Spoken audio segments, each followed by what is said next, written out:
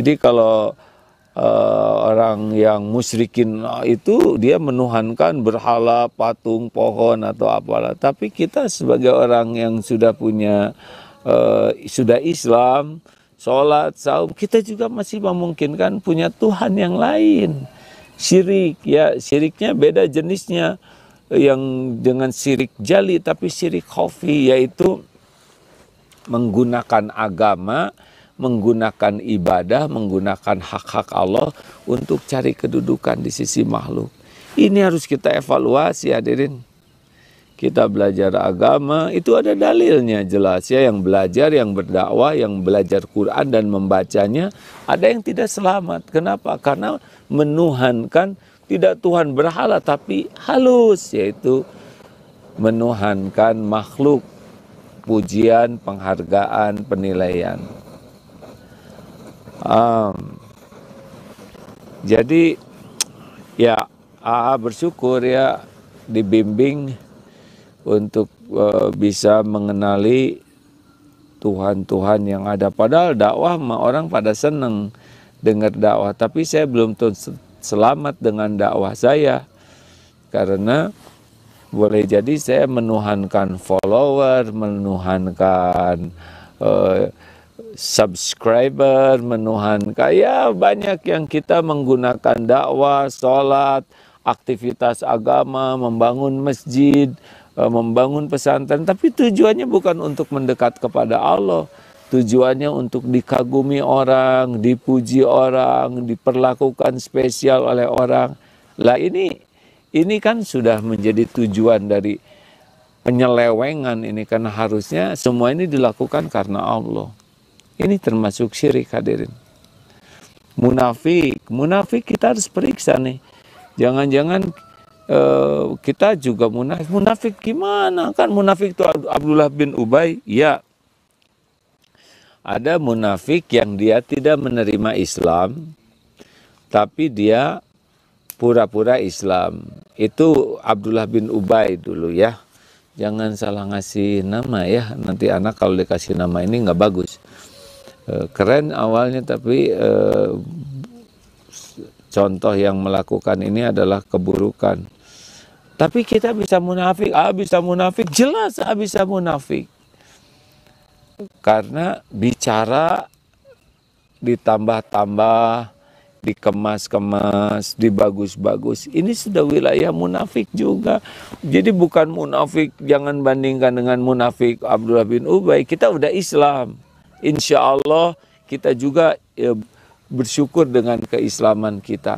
Tetapi ada akhlak munafik kita, yaitu beda antara yang kita katakan, yang kita lakukan dengan di hati kita, itu juga munafik.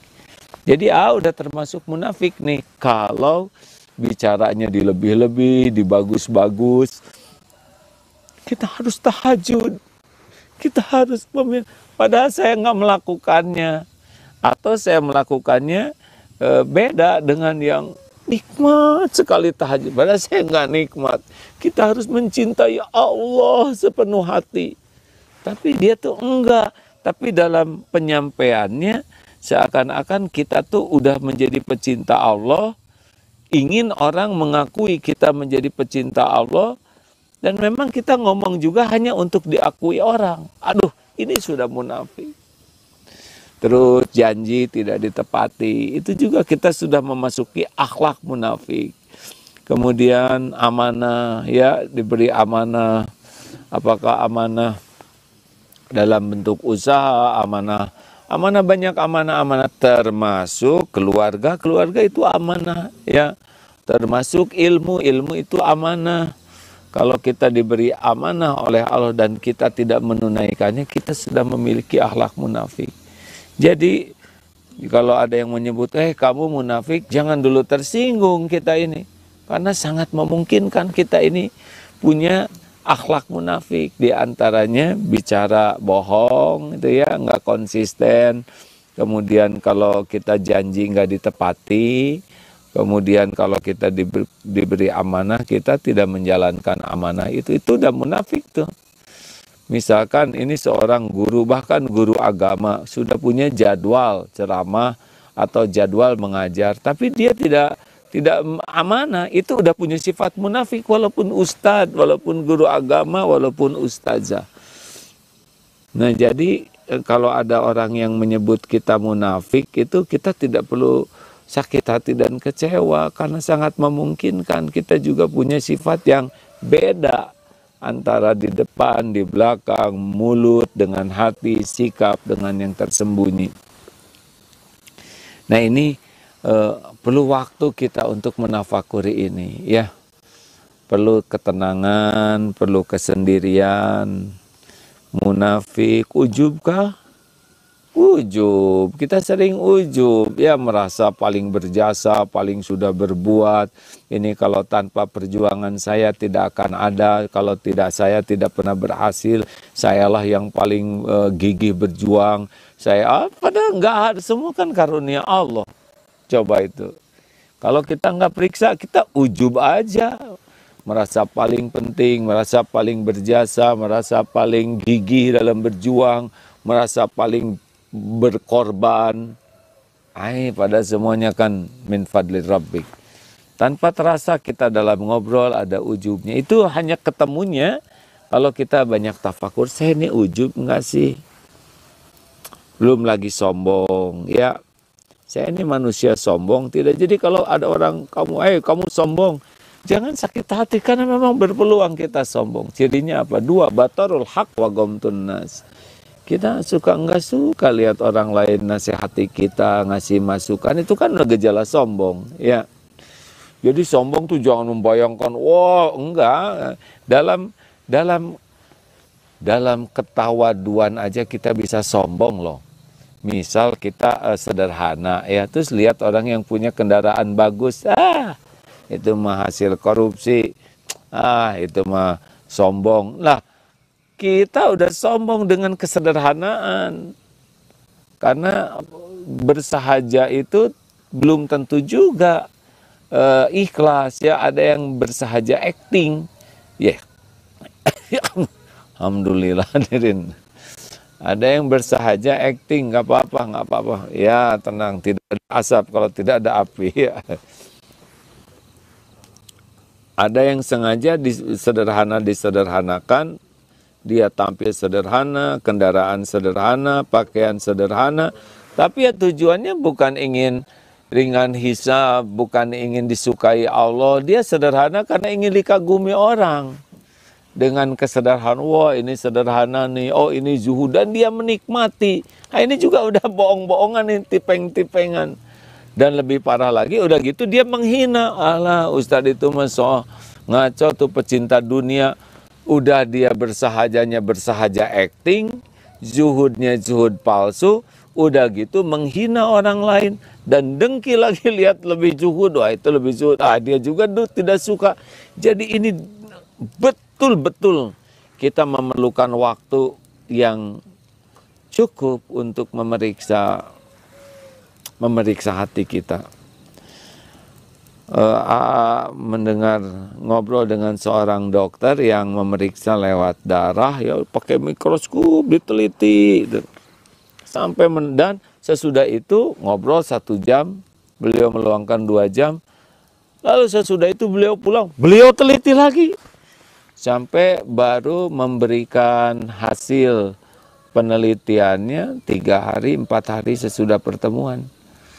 Ini meneliti adalah kenapa tidak dengan stetoskop ketahuan? Ya, ini juga bisa ketahuan. Tekanan darah juga sudah ketahuan. Tetapi untuk meneliti lagi, itu perlu waktu.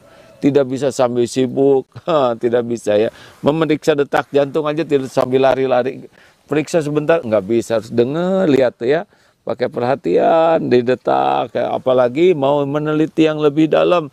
Ambil darahnya, masukkan ke mikroskop. Periksa, itu hanya memeriksa lahir. Apalagi memeriksa hati kita. Maksud dari pertemuan ini adalah, ayo luangkan waktu, hadirin sekalian, ya. Enggak harus camping begini, enggak harus, ya. di rumah, di masjid ya, atau lagi tahajud, diluangkan waktu untuk menyendiri beberapa saat. Kita perlu saat-saat tidak harus selalu ketemu orang. Mungkin beberapa waktu ya.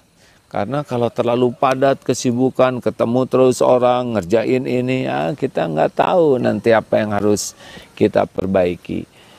Ya untuk cek lahir saja perlu waktu itu. Pergi ke rumah sakit untuk general check up itu ya perlu waktu. Nah apalagi general check up hati kita. Kalau camping apa? Ya pertama ya hikmah camping begini, selain mencoba sendiri tafakur, jadi ingat saudara-saudara kita yang nggak punya rumah. Aduh, apalagi kemarin hujan, aduh kebayang itu. Saya sih enak tendanya, ada alasnya, di bawahnya pakai kayu dulu, kemudian ada plastik, kemudian tendanya juga 2 lapis. Tapi itu saudara-saudara kita yang nggak punya rumah, gelandangan, aduh itu kebayang betul.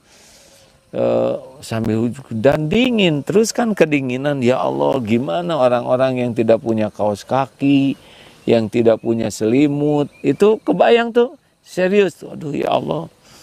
Mereka ya tidak cukup hanya membayangkan ya, tapi udah gitu terus jadi gimana udah membayangkan ini. Ya harusnya kita ada sebuah langkah-langkah, gimana yang di Palestina, gimana yang di pengungsian, yang hidupnya di tenda, yang satu tenda ada 2 keluarga ya, tidak ada, waduh itu. Terus apalagi yang waktu begini, makanan ternyata hadirin, saya juga kalau lagi pas camping gak ada makanan, ada pening juga ya, kerebek, dan tadi malam ada yang ngirim pisang rebus, aduh pisang, ya Allah. Jadi benar nikmatnya makan itu kalau lapar ya.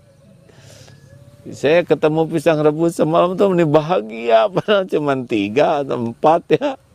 Tapi ya Allah pisang rebus, karena memang lapar. Nah